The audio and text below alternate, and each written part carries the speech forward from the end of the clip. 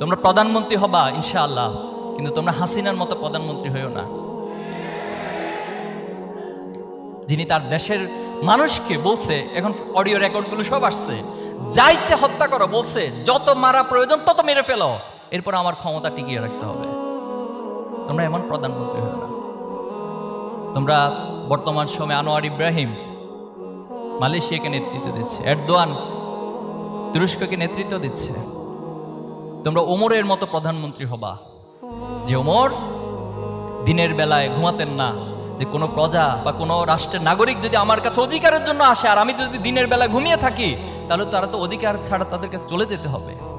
আবার তিনি রাতের বেলায় ঘুমাতেন না, রাতের বেলা চিন্তা করতেন আমি যদি ঘুমাই আর আমার একটা রাষ্ট্রের যদি একটা কুকুরও না খেয়ে যদি মারা যায়, তাহলে কাল কিয়ামতের দিন আমি আল্লাহর কাছে কি জবাব দেব?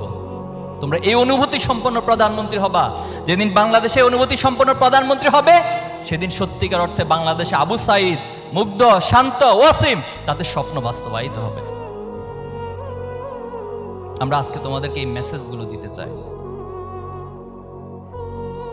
প্রিয় শিক্ষার্থী বন্ধুরা, তোমরা ভালো মানুষ হতে চাও? সবাই ভালো মানুষ হতে চাও? ভালো মানুষ হতে